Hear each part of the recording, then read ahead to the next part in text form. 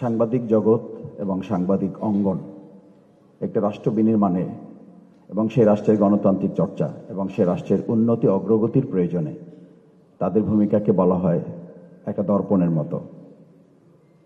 দর্পণের পরিচয় সম্পর্কে আমরা সবাই জানি। আপনি আয়নার সামনে দাঁড়ালে আপনি যেমনটা ঠিক তেমনটাই আপনাকে দেখাতে হবে, সেটা কি আপনি আয়না মনে করেন।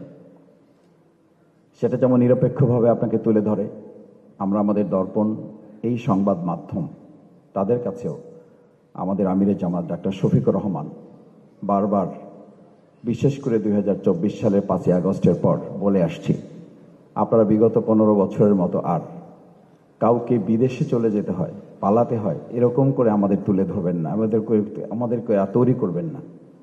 সেই ক্ষেত্রে আমাদের যেমন সীমাবদ্ধতা আছে, আমাদের দুর্বলতা আছে, ব্যক্তিগতভাবে আমাদের ত্রুটি আছে, সেগুলোকে তুলে ধরে আমাদেরকে শাসন করার দায়িত্ব আপনাদের আছে।